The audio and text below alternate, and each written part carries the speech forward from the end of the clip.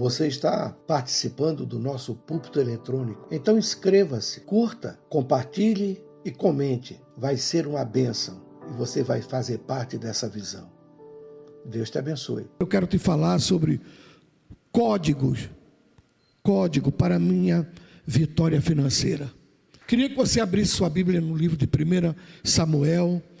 Eu vou ler alguns versículos e vou repetir. Código para a minha vitória financeira. Por que tem tanto crente enrolado?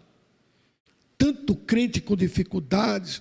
Não é que a gente não tenha dificuldade. Eu sou crente, não vou ter mais dificuldade. Mas, irmão, tem pessoas que não vai a lugar nenhum, não chega em lugar nenhum. Por quê? Então vamos dar uma olhada nesse texto. Olha que eu estou falando do código.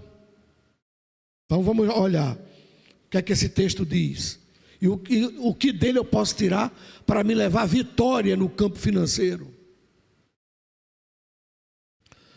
E foi anunciado a Davi dizendo: eis que os filisteus pelejam contra Keila. 1 Samuel 23. 1 Samuel 23. Falei, não? Hoje eu estou inspirado. 1 Samuel 23, versículo 1. E foi anunciado a Davi dizendo: eis que os filisteus pelejam contra Keila e saqueiam as eiras. E consultou Davi ao Senhor, dizendo: irei eu e ferirei estes filisteus? E disse o Senhor a Davi: vai, e ferirás os filisteus, e livrarás Keila. Porém os homens de Davi lhe disseram: eis que tememos aqui em Judá, quanto mais indo a Keila contra os esquadrões dos filisteus. Então Davi tornou a consultar o Senhor, e o Senhor lhe respondeu e disse: levanta-te e desce a Keila, porque te dou os filisteus na tua mão. Então Davi partiu com seus homens a Keila, e pelejou contra os filisteus, e levou os gados, e fez grande estrago entre eles, e Davi livrou os moradores de Keila. Versículo 10 a 12.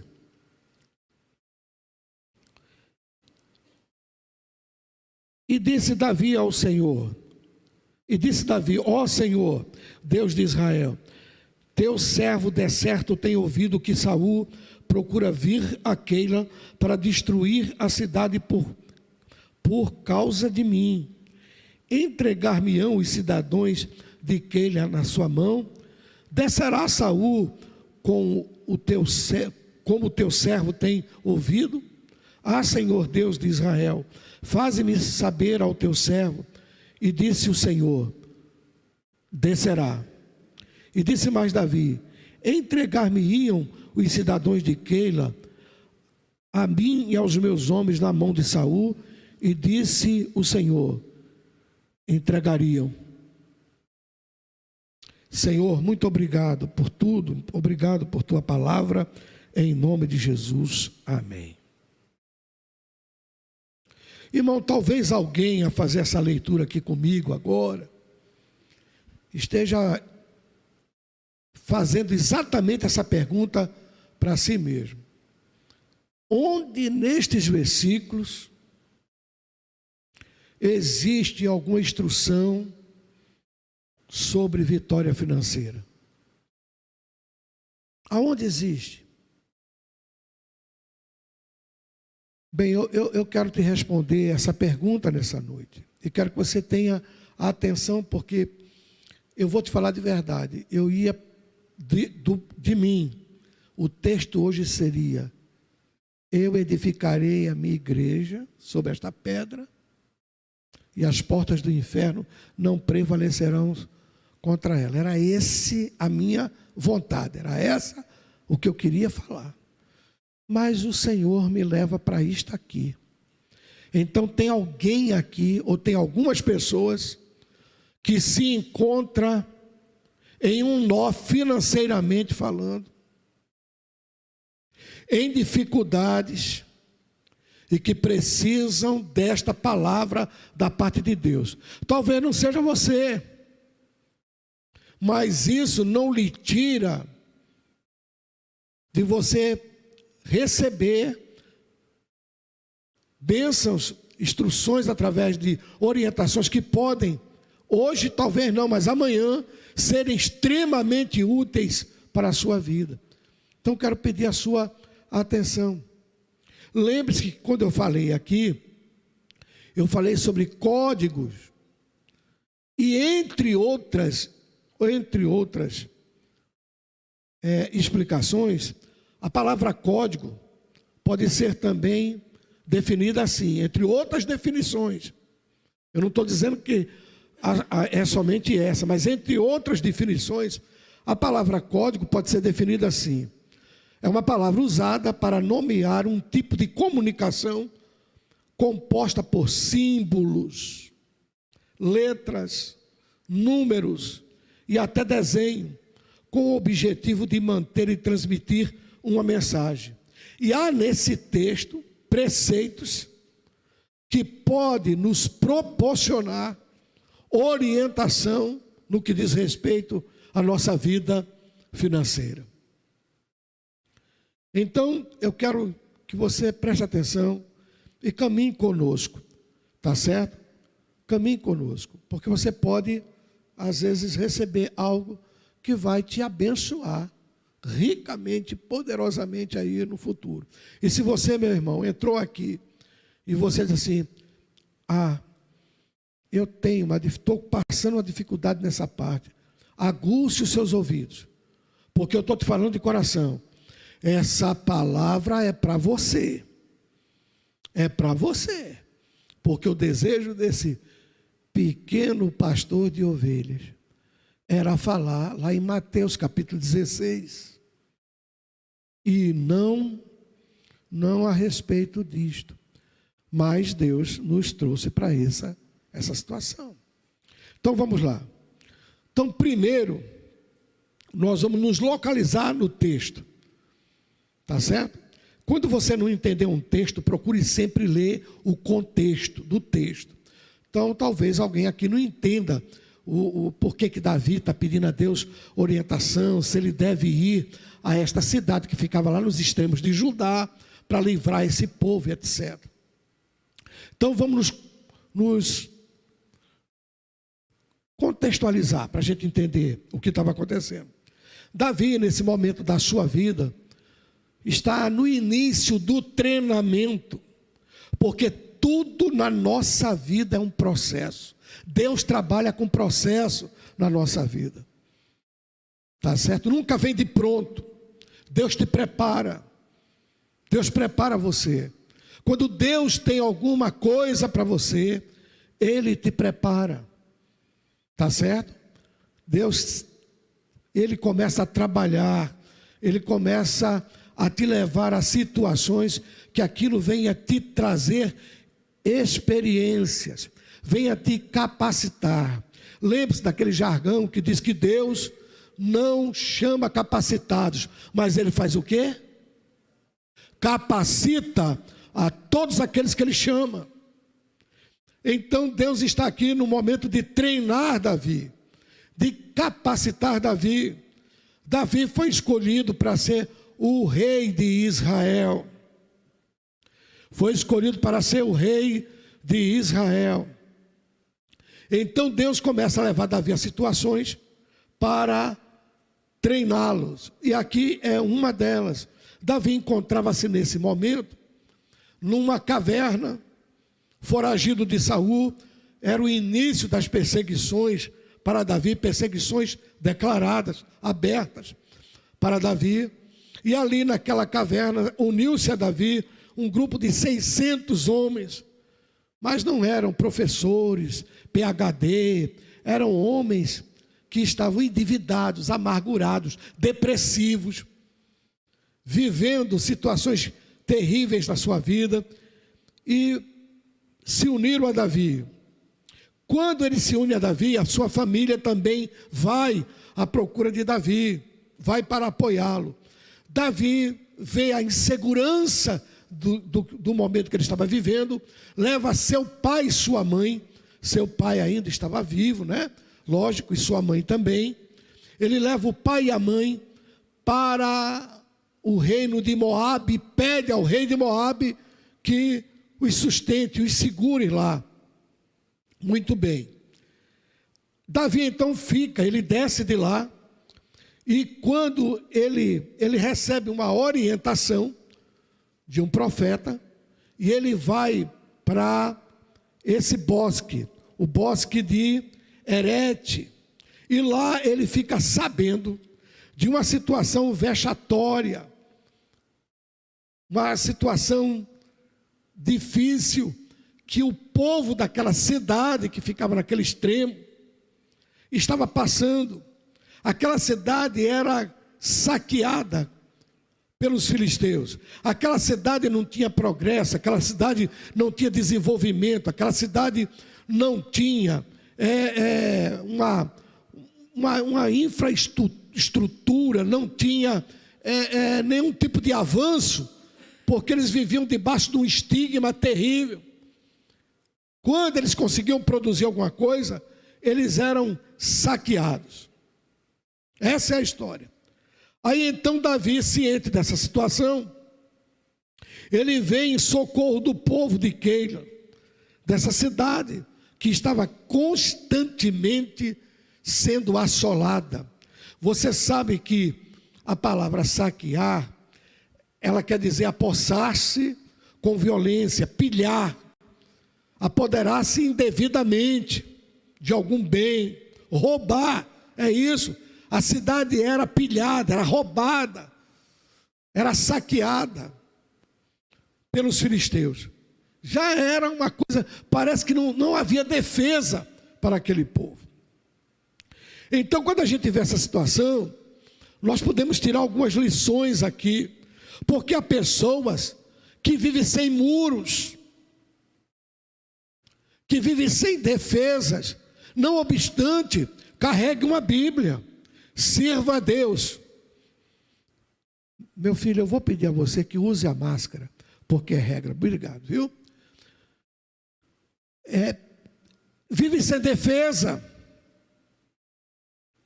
vive, parece que não tem, vamos dizer, uma vacina contra isso. São pessoas que não conseguem nada na vida, não conseguem progredir, às vezes está na igreja, não é? E louva a Deus junto de um irmão, você vê aquele irmão desenvolver, vê aquela outra pessoa progredir, você tem esses questionamentos: Senhor, por que comigo não acontece assim?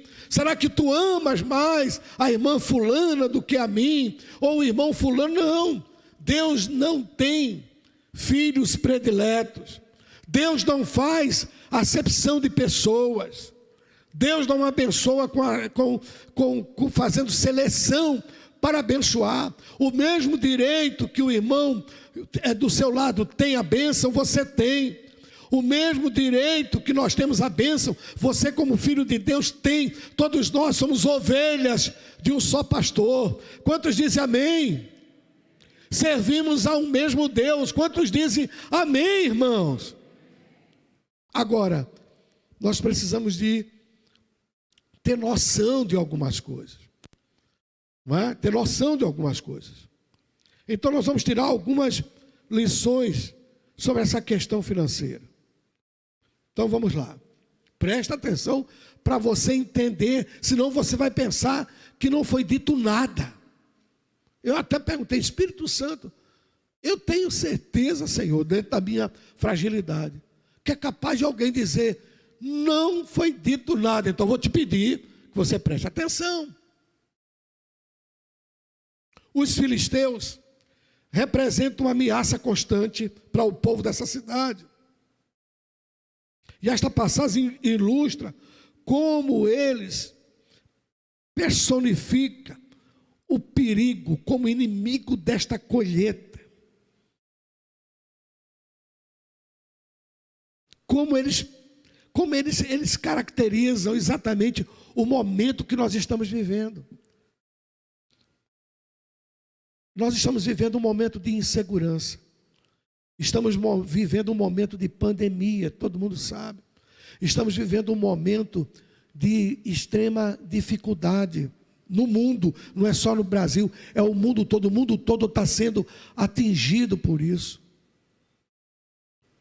O mundo todo está passando por essa grande avalanche de instabilidade. Todos nós que estamos aqui, estamos sujeitos a essa situação. Eu não tenho os dados, mas eu sei que é uma coisa extremamente preocupante, o número de empresas que fecharam as portas. Enquanto está o número de brasileiros que não tem um trabalho amanhã, você já pensou nisso? O número de pessoas que estão desempregadas. A gente está vendo aí associações, redes de televisão, fazendo campanha para levantar alimento. A situação não é uma situação fácil, não é uma situação de brincadeira. O povo está sendo acuado, exatamente como estava o povo daquela cidade acuado, debaixo de uma insegurança.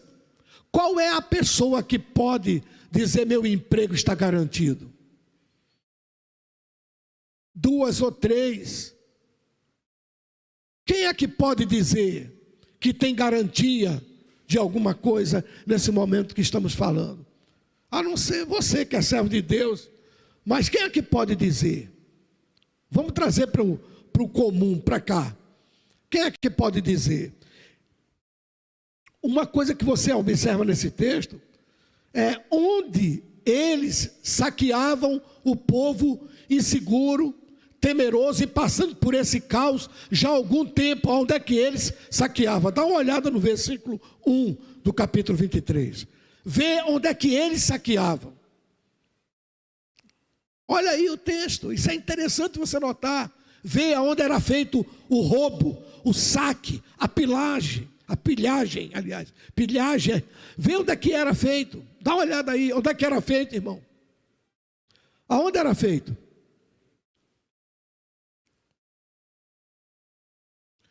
Aonde era feito, irmão?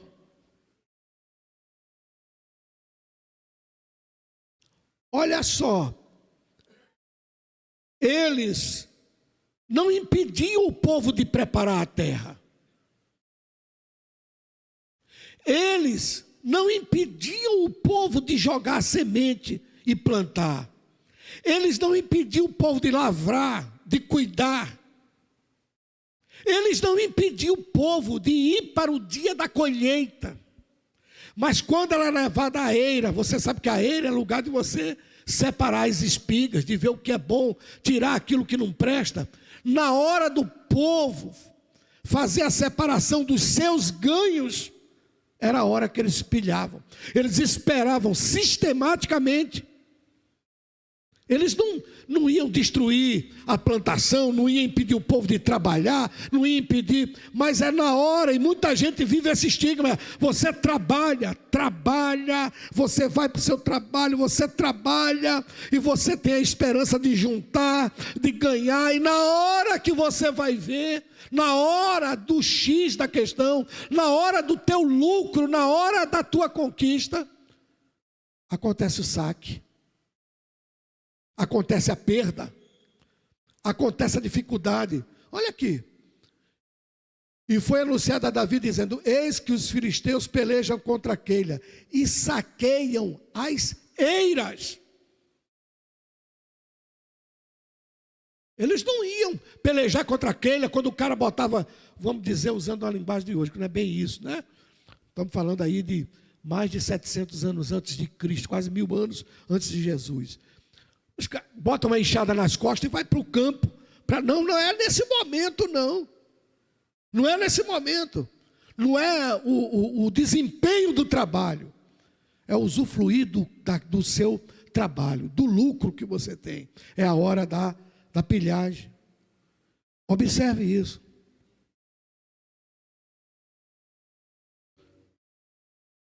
Uma outra coisa que eu queria que você desse uma olhada é sobre a origem do nome filisteu.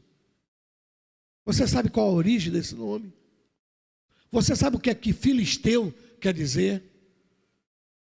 Filisteu quer dizer rolando ou revirando. aquele que migra, ou migratório. Esse nome é dado devido de onde esse povo veio. Dizem alguns que esse povo são descendentes de gregos e fenícios que vieram pelo mar. Primeiro eles invadiram o Egito, não se estabeleceram lá e se estabeleceram em Canaã. Por isso que são chamados de migratórios. Quando a gente fala de migrador, te lembra alguma coisa? Te lembra alguma coisa? Quando te fala de migrador? Te lembra? Joel 2,25. Joga aqui. Não sei qual é a tua versão. Essa palavra gafanhoto, em algumas versões, está escrito migrador. Um bando de insetos. Bando de insetos que não tinha um local específico para invadir. O gafanhoto não é fixo num local específico. Então olha o que a palavra diz aí. Olha o que a palavra está falando. E muitos intérpretes veem isso como levando como metáfora de um ataque também, que isso aconteceu literal, não se tem dúvida sobre isso, mas se leva também para ataques espirituais que muitas das vezes ficamos expostos. Muitas vezes estamos expostos a isso. E isso a gente vê acontecer na vida de muitos irmãos, exposto ao ataque do migrador, do filisteu, podemos dizer assim, do gafanhoto, das pragas, daqueles que vêm para destruir aquilo que você planta com expectativa de colher, porque ninguém trabalha sem expectativa de receber. Toda pessoa que vai amanhã se levantar e ir para o seu trabalho, você tem expectativa do seu salário, seja ele qual for, mas você tem expectativa de recebê-lo. E aqui tinha um povo que plantava, que trabalhava, mas que não tinha o seu salário, não usufruía do seu salário, porque justamente naquela hora recebia um ataque. Agora aqui a gente vai fazer umas perguntas. Primeiro, por que Deus permitiu que esse povo invadisse, que esse inimigo, que esses filisteus invadissem o seu povo? Por quê? Por quê? Por que muitas das vezes acontece uma coisa como essa na vida de pessoas que conhecem Jesus, conhecem a palavra, crê no sangue de Jesus Cristo, acreditam naquilo que está escrito na palavra de Deus? E por que acontece? Existe uma coisa chamada legalidade. Legalidade. Meu irmão, não dê legalidade na sua vida financeira, para que o destruidor, o migrador, para que o gafanhoto possa invadir aquilo que você tem direito. Efésios capítulo 4, versículo de número 27. Olha o que é que diz a palavra de Deus. Não deis o quê? Lugar ao diabo. Isso quer dizer, não deis legalidade ao diabo. Quando você não é fiel a Deus, quando você não é honesto com as suas coisas, quando você não é correto com as suas coisas, você dá legalidade ao diabo. Legalidade. Não dê legalidade ao diabo. Eu estou falando vida financeira. Vida financeira. Não dê legalidade ao diabo. Não dê lugar ao diabo.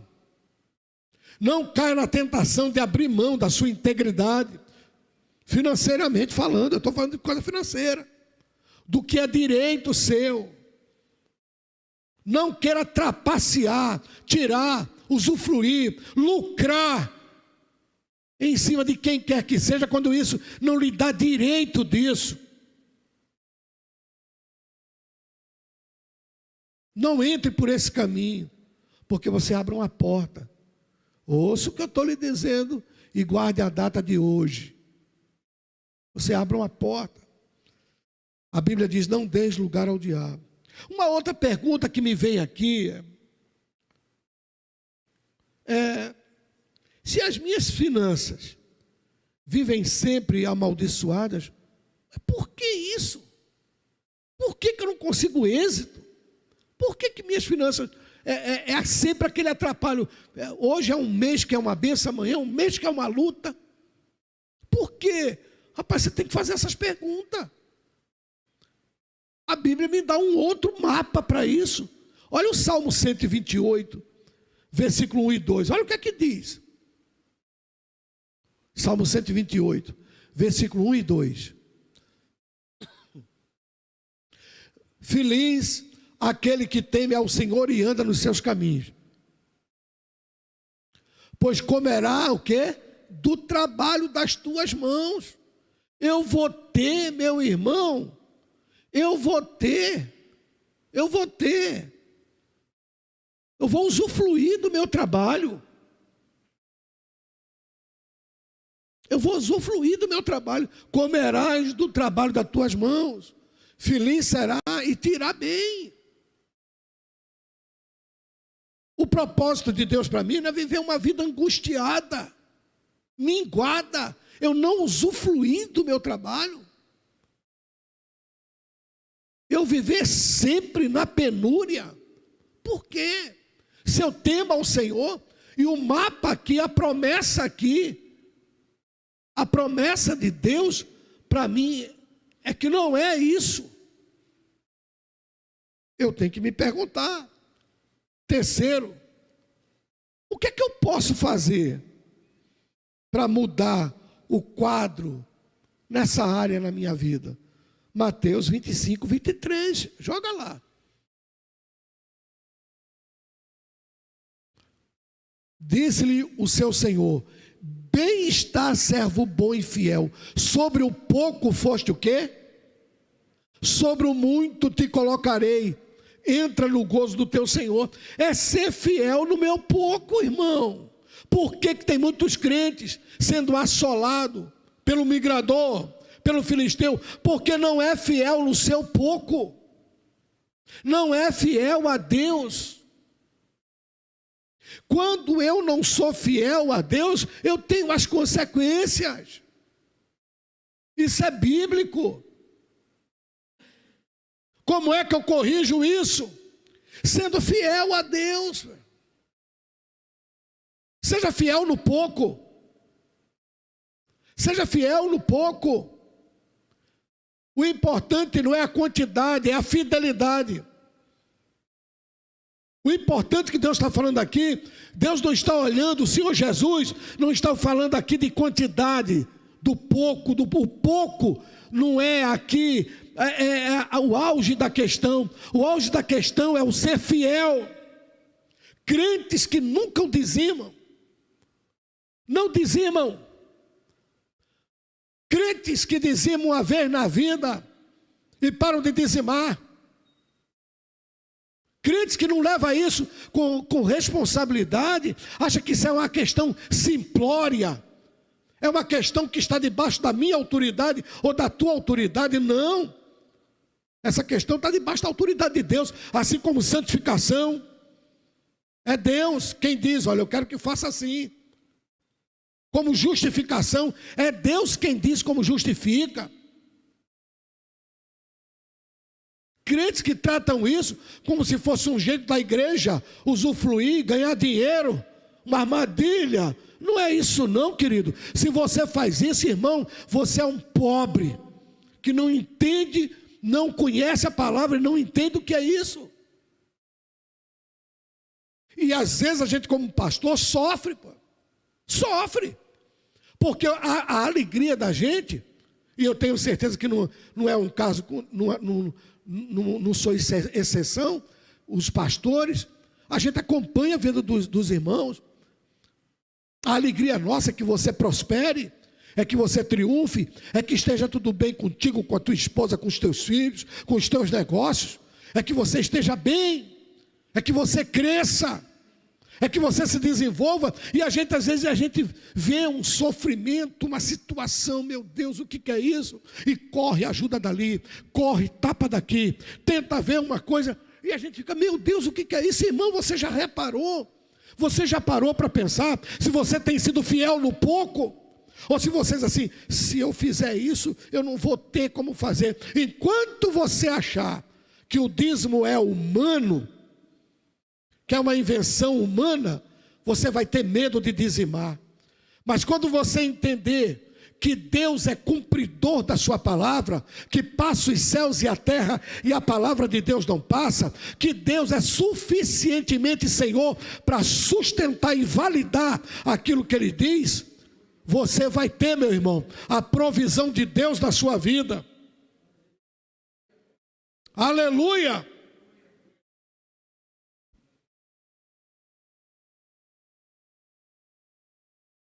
Uma segunda coisa que eu queria ver com vocês aqui, uma outra coisa.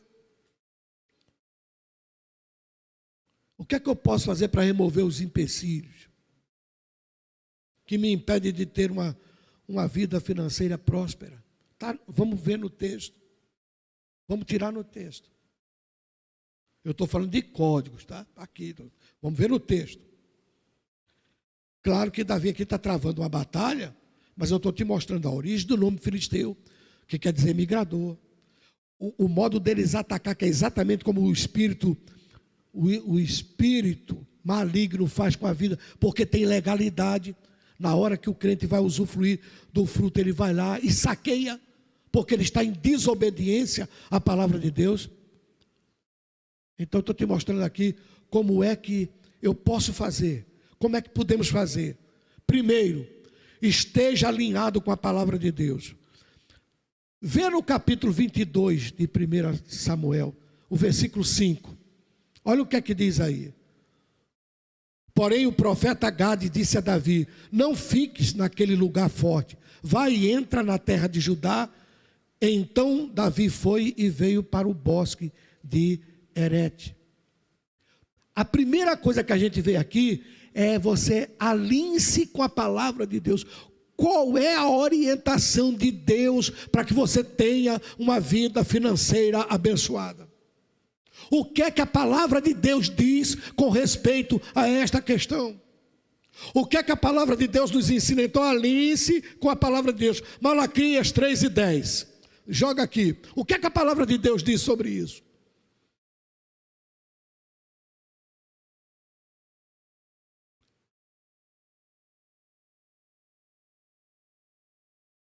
Vamos ler? Trazei todos os dízimos à casa do tesouro, para que haja mantimento na minha casa.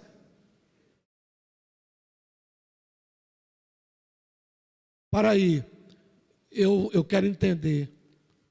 Eu faço antes, né? Eu digo, Deus, se der, eu vou entregar e tu vai me abençoar. É isso? É o quê? Não existe para muitos crentes o depois. Para muitos não tem o depois. Porque não se alinham à palavra de Deus. Então não tem o depois. Para muitos não tem o depois. Para muitos, eles desconhecem. Depois daquela vírgula ali, eles desconhecem totalmente o que diz esse versículo. Mas eu quero perguntar aqui de coração. Você se lembre que nós não estamos num teatro. Estamos na igreja. Aqui é casa de Deus.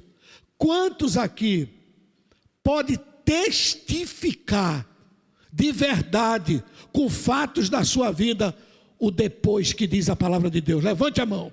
Quem pode testificar? O depois de dar o dízimo, ser abençoado. Levante a mão. Quem tem esse testemunho? Meu irmão, não levante a mão assim não. Levante para os outros ver. Quem tem essa coisa? Levante a mão, por favor. Levante para que a igreja seja testemunha. Meu Deus, inúmeros testemunhos a respeito disso. inúmeros testemunhos a respeito desta verdade, mas para muitos não tem o depois. Davi se alinhou com a palavra de Deus. Ele estava num lugar forte, ele estava no seu conforto, ele estava com a situação no seu controle, mas o Senhor mandou um profeta chamado Gade e disse: saia daí e vá para determinado lugar. E ele seguiu a orientação de Deus. Não é a minha ideia, é o que Deus determina para mim. Agora, para que isso aconteça, eu tenho que acreditar na palavra de Deus. E para que eu seja uma pessoa fiel nessa parte, porque quem de nós não já passou situações difíceis com respeito a isso? Pode ser que você não tenha passado, mas a gente tem as nossas experiências. Mas quem não tem passado? Quem nunca viveu um momento de você dizer assim: meu Deus, tá aqui na conta, mas eu vou ser fiel. Meu Deus, está aqui pela beira aqui, mas eu vou ser fiel. Deus, eu não vou deixar de ser fiel. Eu tenho uma sobrinha chamada Magda, que a minha irmã conta o testemunho, que entre dar o dízimo e deixar para o outro mês para contratar as fotografias do casamento dela, ela optou por dar o dízimo. E as fotografias, Deus abriu a porta. Aplauda, porque Ele é fiel. É o depois.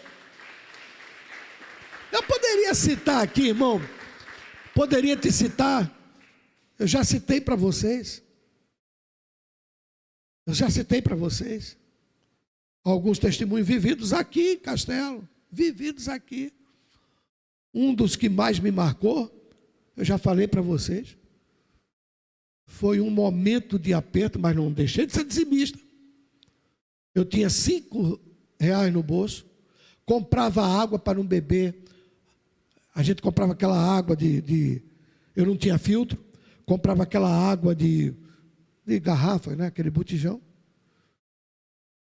E veio uma pessoa precisando, e a gente estava com as nossas compras contadas. A gente acolheu, meu senhor botou o que a gente praticamente tinha, e eu saí com ela para visitar, e eu só tinha o dinheiro ou de comprar o pão, ou de comprar a água. Um irmão chamado Amarildo, que é cunhado daquele rapaz que está de braço cruzado ali me olhando, chamado Valmir, morava na roça. Ele trouxe a feira, trouxe carne, que eu estava sem dinheiro para comprar naquela semana, matou um porco lá e trouxe, e pasme, trouxe um garrafão de água da bica lá, do nascente. Aplauda ao Senhor, que ninguém sabia a minha necessidade. Isso você colhe no depois. Depois. Isso não é história contada para você dormir. Eu tenho certeza que muitos irmãos poderiam ficar de pé aqui e contar a história. Pastor, fui fiel, não negociei meu dízimo, não negociei com o filisteu, com o migrador, não tive medo de enfrentar, fui fiel.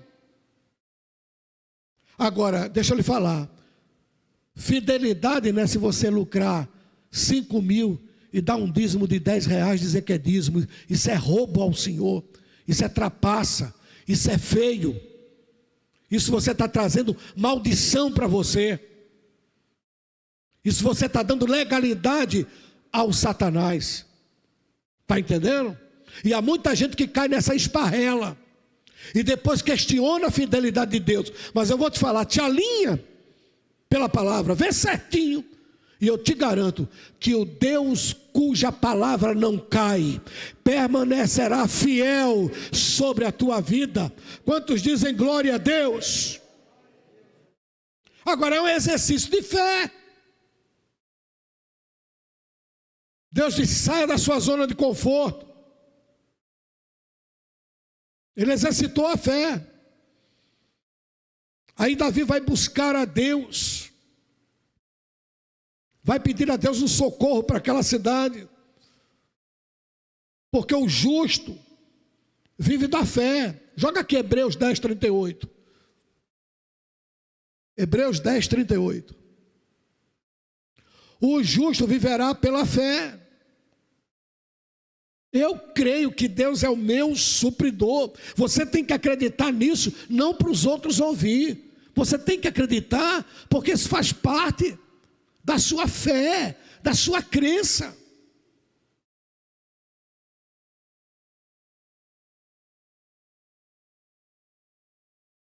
Davi vai buscar socorro em Deus.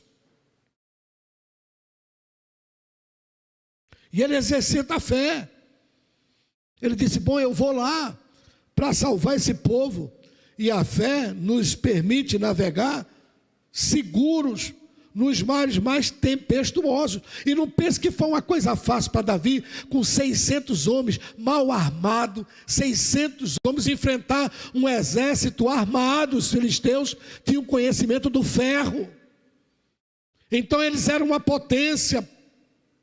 Mas Davi consulta a Deus. Você tem orado a Deus por sua finança? Você tem exercitado a sua fé? Você tem dobrado o seu joelho diante de Deus e apresentado suas finanças e colocado sua fé, exercitado a sua fé em Deus, confiado naquilo que Deus diz? Olha a postura de Davi: Senhor, eu vou lá, eu posso enfrentar os filisteus. A palavra foi: vai e ferirás os filisteus.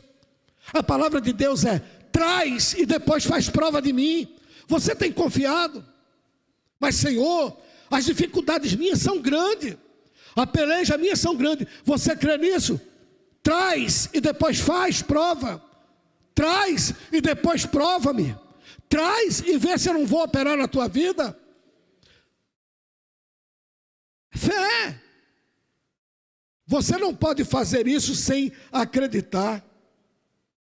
Davi foi e disse: Senhor, a gente fala assim, Davi com 600 homens, a pessoa pensa: oh, era 600 camaradas bem preparados, estava todo mundo. Não é assim bem não, filho.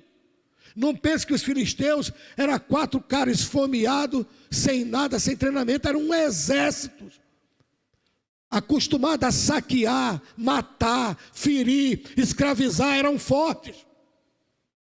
Mas Davi cria na palavra de Deus. Ô meu irmão, para destruir esse espírito que tem travado os teus negócios, ouça o que eu estou dizendo nessa noite.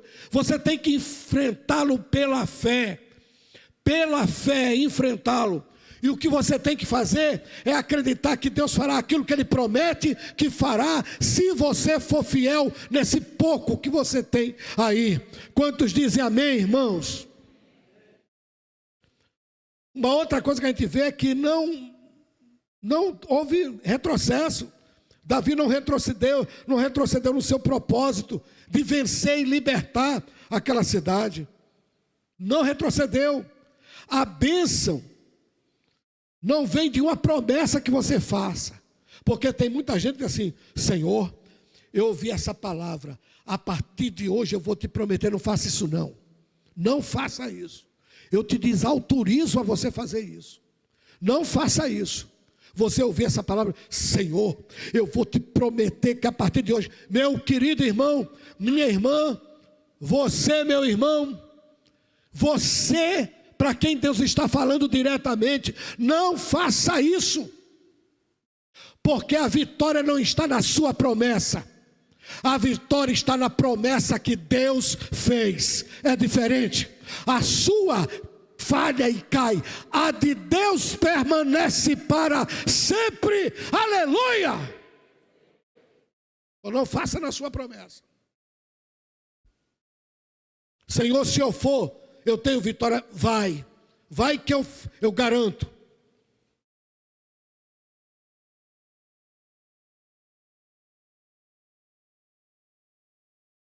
Você aprendeu que a bênção não vem antes, vem depois.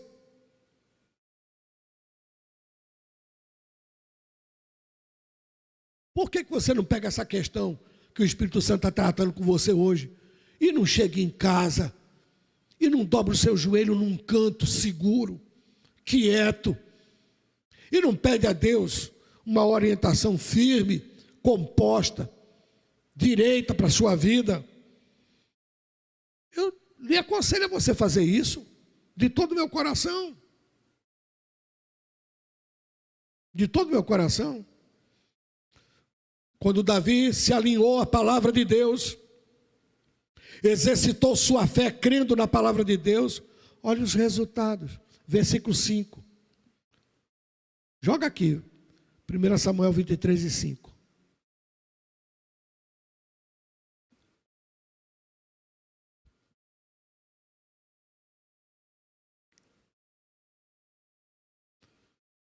Então Davi partiu com os seus homens a Keila e pelejou contra os filisteus e levou os gados e fez grande estrago entre eles, e Davi livrou os moradores de Keila.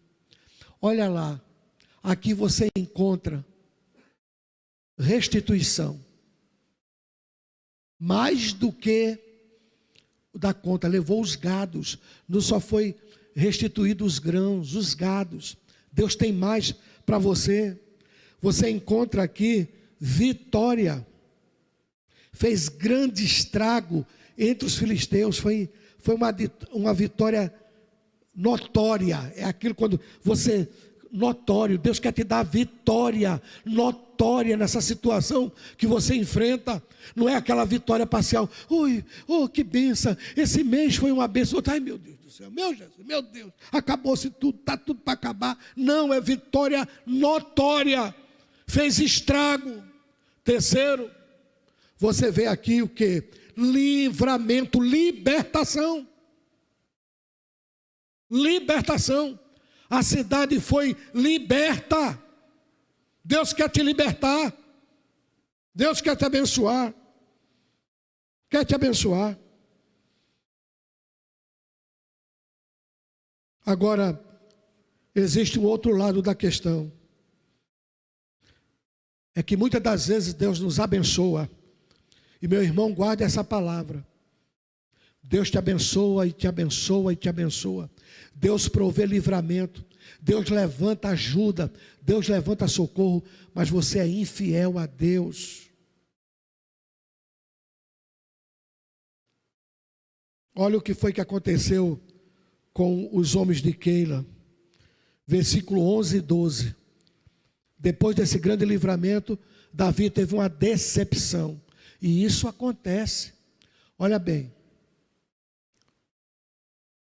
11 e 12. Aí Davi faz uma pergunta a Deus: entregar-me-ão os cidadãos de Keila na sua mão? Porque ele ouviu um boato que Saul estava descendo para invadir a cidade, prendê-lo, destruir a cidade. Aí ele disse: bom, eu ajudei esse povo, eu os abençoei, eu arrisquei a minha vida, eu feri os inimigos e restituir o que tinham levado deles. Não, eles pelo menos vão ser legal comigo, né? Vão ter consideração, não é? Mas não tem pessoa que você faz, e ele, quando tem uma oportunidade de te mostrar que te considera, ele faz exatamente ao contrário. Olha aqui o que aconteceu com Davi.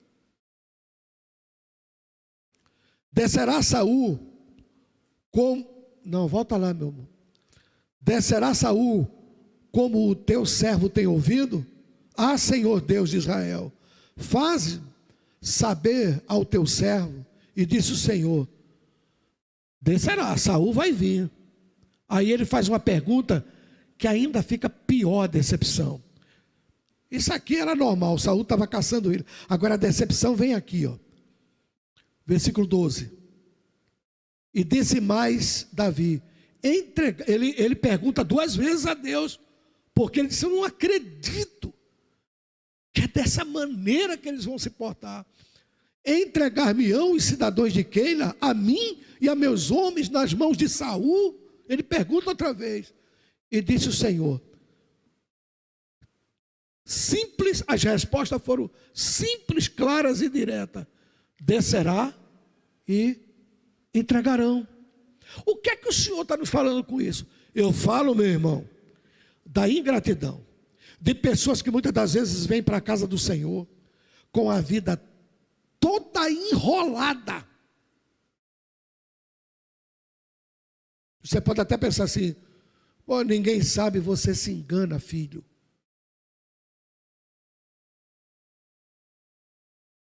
Vem para a casa do Senhor com a vida toda enrolada, a vida toda emaranhada, passando uma dificuldade tremenda. Aí Deus abre a porta.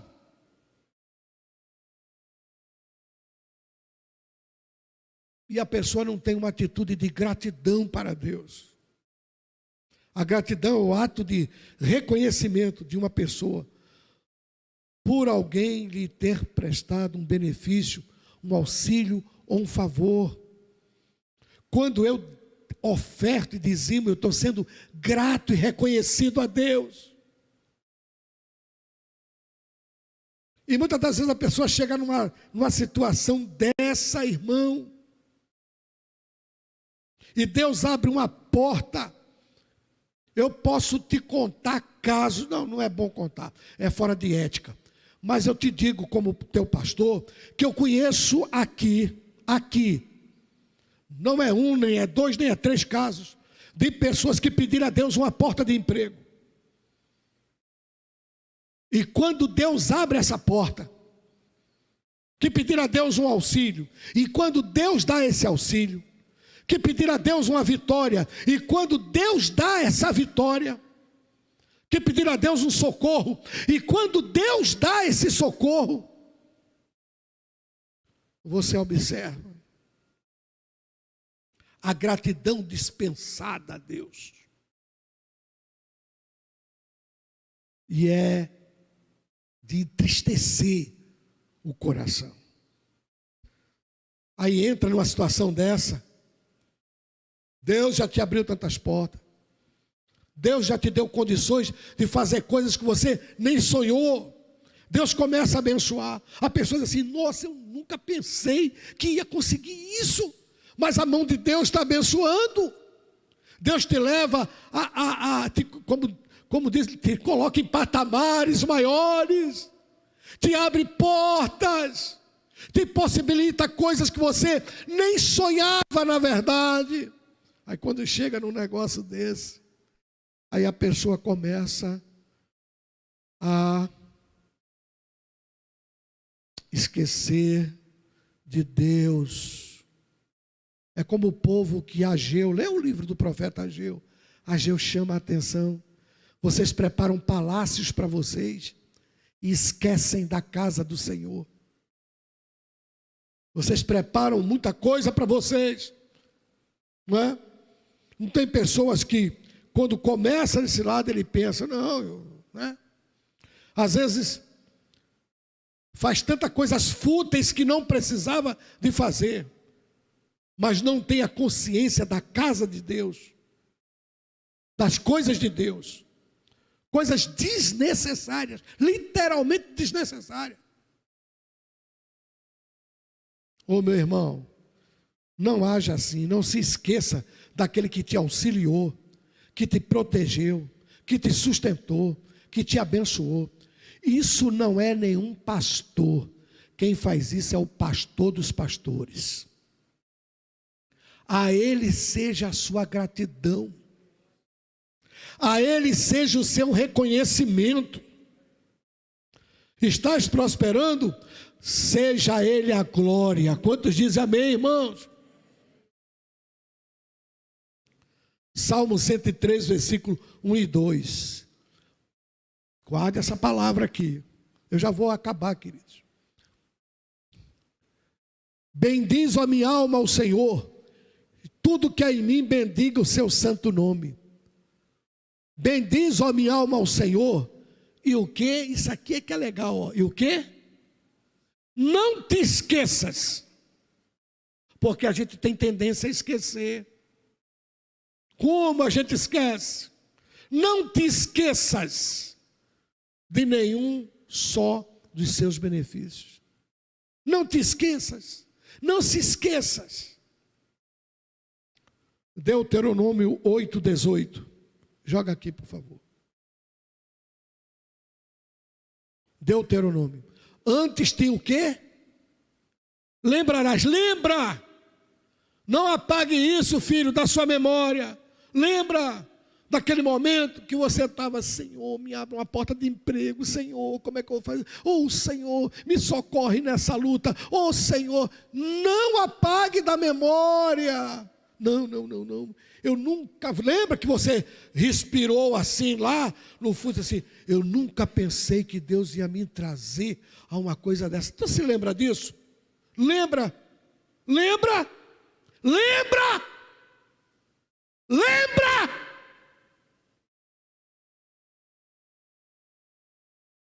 Então vou te trazer aqui, ó.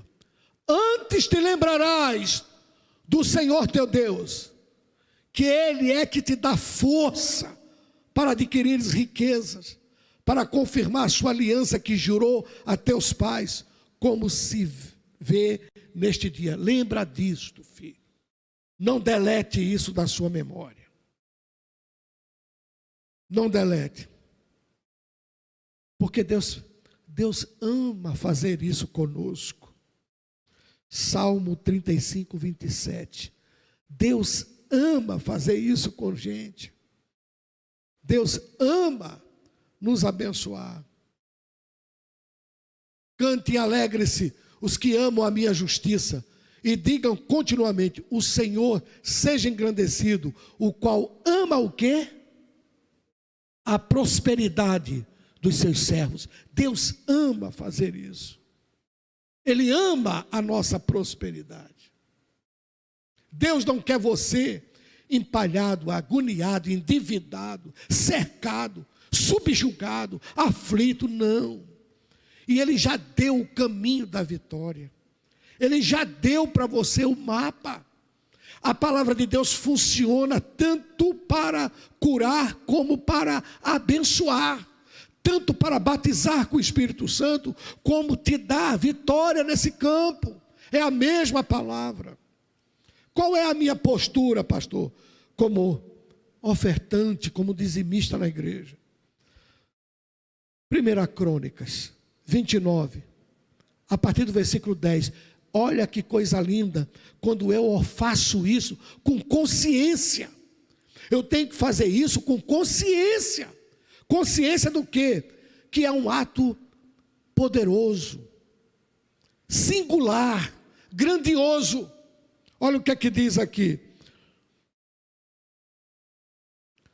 Por isso Davi louvou ao Senhor na presença de toda a congregação, e disse Davi: bendito és tu, Senhor Deus de Israel, nosso Pai, de eternidade a eternidade. Pode passar. Tu és, Senhor, tua é, Senhor, a magnificência e o poder e a honra e a vitória e a majestade, porque teu é tudo quanto há nos céus e na terra. Teu é. Você crê nisso? Você crê nisso, irmão? O reino, Senhor, o reino, e tu te exaltastes por cabeça sobre todos. Versículo 12. E riquezas e glórias vêm diante de ti, e tu dominas sobre tudo, e na tua mão há força e poder, e na tua mão está o engrandecer e o dar força a tudo. Agora, pois, ó Deus nosso, graça te damos e louvamos o nome da tua glória. Porque quem sou eu e quem é o meu povo para que pudéssemos ofertar, oferecer voluntariamente coisas semelhantes? Porque tudo vem de ti, e do que é teu tu damos. Aquilo que você entrega na casa de Deus vem de Deus. Levante a mão, dê glória a Deus. Vem dele. É dele. Então, quando eu faço isso, meu irmão, entendendo, é maravilhoso. Outra coisa, tudo nisso tem que ser absolutamente verdadeiro. Não entre nesse caminho que traz uma maldição cruel, de você tentar enganar ao Senhor.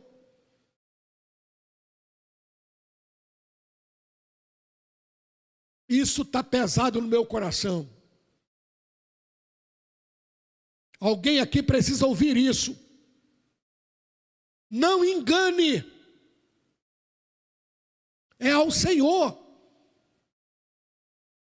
Primeira carta de Paulo aos Coríntios, capítulo 16, versículo 2.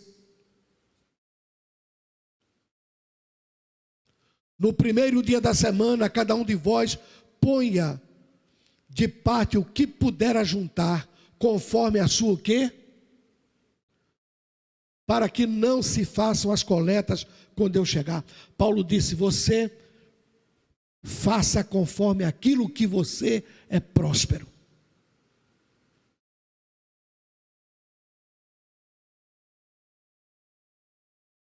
Não subtraia aquilo que é de Deus. Não pense que você faz aquilo para alguém ver, para constar seu nome. Isso não é, irmão. Isso não é. Por último, para a gente encerrar aqui, não existe classes especiais. Não, não, não. E tem gente, irmão, que é infiel a Deus e às vezes reclama. Poxa, por que não compramos um elevador para a gente não subir a escada, para estar lá na igreja? Nossa, o pastor deveria comprar uma escada rolante. Sabe? Por que não melhoramos nisso aqui? Precisamos de melhorar nessa parte. Deuteronômio 16 e 17. Todos nós somos convocados a aparecer diante de Deus. Claro que vou trazer para nós aqui, mas olhe bem. 3 vezes no ano, todo homem entre ti aparecerá perante o Senhor teu Deus, no lugar que escolher, na festa dos pães asmos, na festa das semanas e na festa dos tabernáculos, que era aquela grande reunião do povo, de todo o povo. Porém, não aparecerás vazio perante o Senhor. Cada um conforme o dom da sua mão, conforme a bênção do Senhor teu Deus, que lhe tiver dado. Leia o contexto do texto, que você vai ver que o vazio não é você não aparecer com uma bala de roupa, não. É a oferta que está falando. Provérbio 3, 9 e 10. Nós vamos aqui encerrar.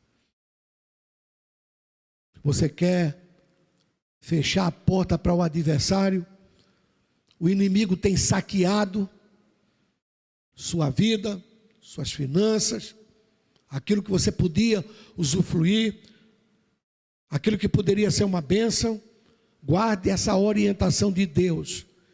O que está faltando é alinhamento à palavra de Deus e fé naquilo que Deus prometeu. Você está confiando mais na sua ideia, na sua matemática, do que naquilo que Deus tem colocado diante de você para a sua libertação. Provérbio 3, qual é as consequências? Qual é as promessas para quem é fiel? Provérbios 3, 9 e 10. Honra ao Senhor com os teus bens e com a primeira parte de todos os teus ganhos, e se encherão os teus celeiros e transbordarão de vinho os teus lagares. Isso é uma promessa. Isso é uma promessa. Honre ao Senhor. Honre. Honra. Vai ver o que quer dizer a palavra honra. Vai ver o que quer dizer a palavra honra. Marcos 10, 29 e 30 para a gente orar. Marcos 10, 29 e 30. E Jesus respondendo disse: em verdade vos digo que ninguém há que tenha deixado casa, ou irmão, ou irmãs, ou pai, ou mãe, ou mulher, ou filhos, ou campos, bens, por amor de mim e do Evangelho, que não receba 100 vezes tanto, já neste tempo, em casas, irmãos, irmãs, e mães, e filhos, e bens, e campos, é bens, com perseguição, e nos séculos futuros a vida eterna. Você crê que Jesus é fiel para sustentar sua palavra? Diga glória a Deus. Que Deus te oriente, que Deus te abençoe.